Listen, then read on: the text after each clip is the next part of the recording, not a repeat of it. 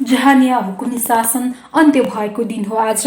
राणा शासकहरूले 104 वर्ष लामो वंशीय निरङ्कुश र हुकुमी शासनलाई बिदा गरी मुलुकमा प्रजातन्त्रको दियो बालेको थियो 2007 साल फागुन 7 गतेका दिन।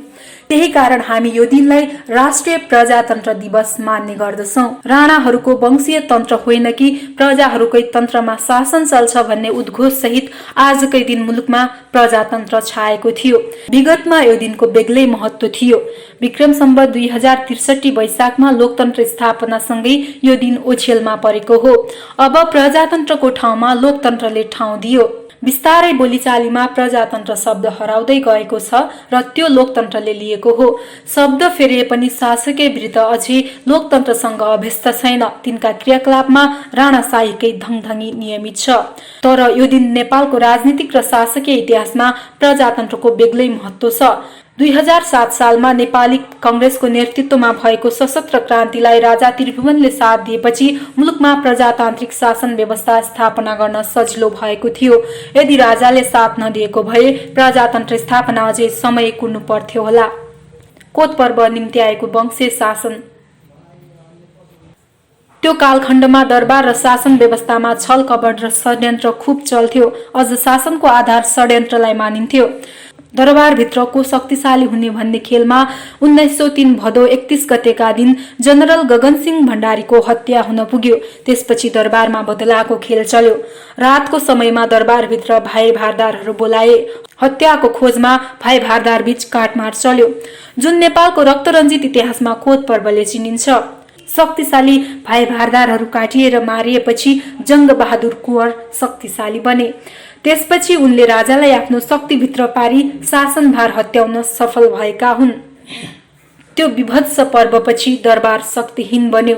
त्यसपछि राजा सुरेन्द्र वीर विक्रम शाहले 1903 मा आफ्नो र आफ्ना उत्तराधिकारीको तर्फबाट मुलुकको शासनभार श्री 3 महाराज जङ्गबहादुर कुँवरलाई सुम्पिन बाध्य भए। त्यसपछि जङ्गबहादुरले आफूलाई शक्तिशाली देखाउन कुँवरबाट श्री 3 महाराज र राणा लेख्न थाले।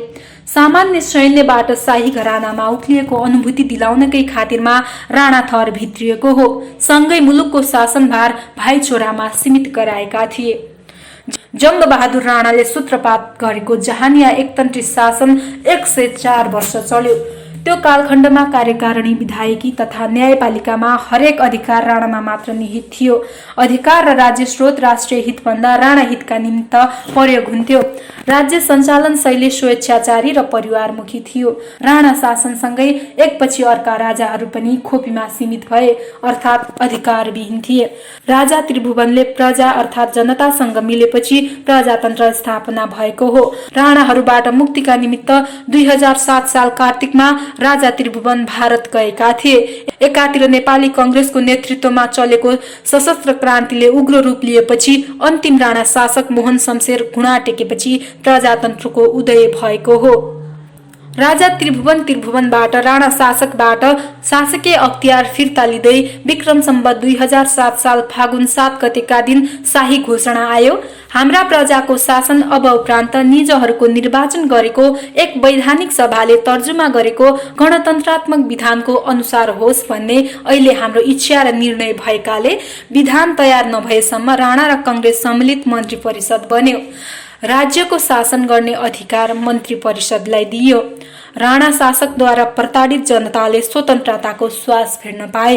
प्रजातन्त्रसँगै आफूलाई लागेका विषयमा खुला रूपले बोल्न पाए।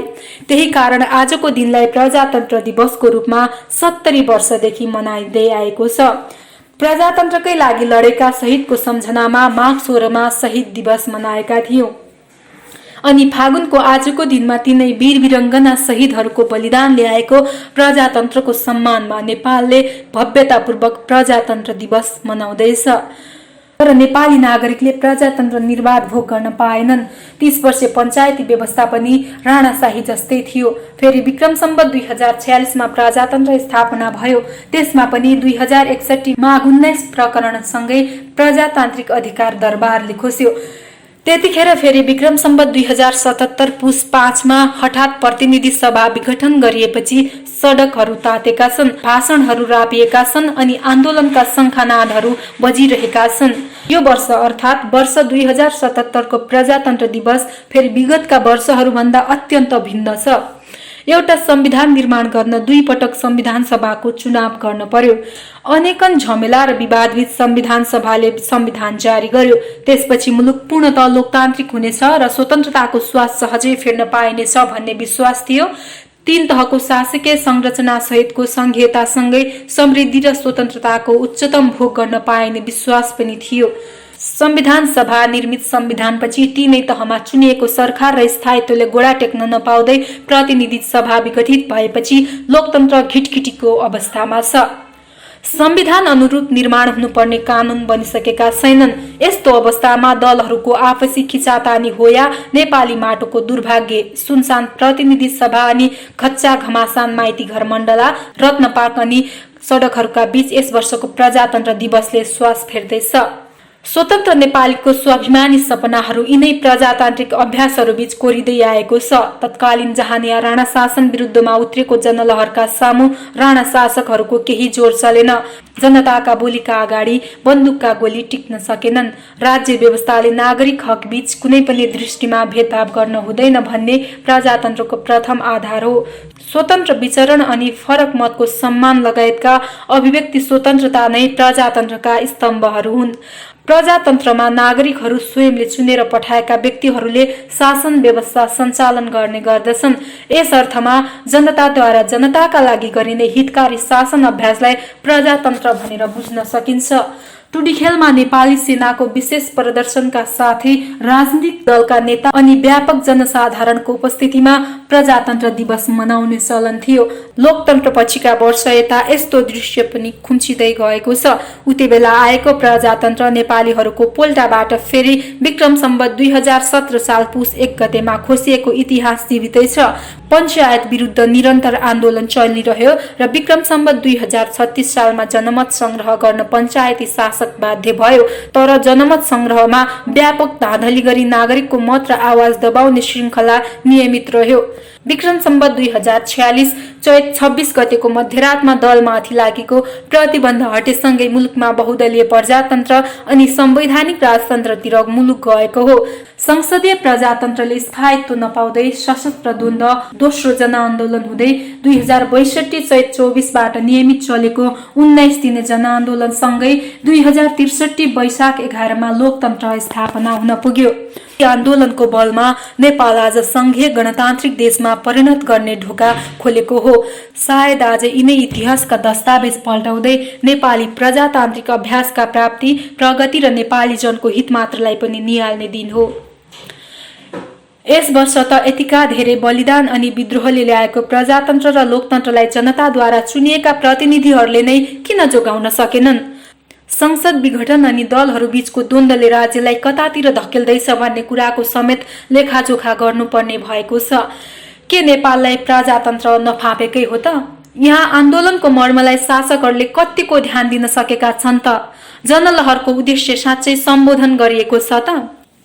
विश्वले विकासको मूलधारलाई आफ्नो पराक्रमले प्राप्त गर्दासम्म नेपालीहरू अझै पनि हातमुख जोड्न, घर परिवार माया मार्दै झोला बोकेर प्रतिदिन 1500 को संख्यामा विदेश गएको देख्दा नेपथ्यबाट प्रजातन्त्रको असहाय आवाज सुनिन्छ। बोल्न पाउने, आन्दोलन गर्न पाउने, लड्न पाउने तर गरी खान नपाउने यो कस्तो अपुरो प्रजातन्त्र?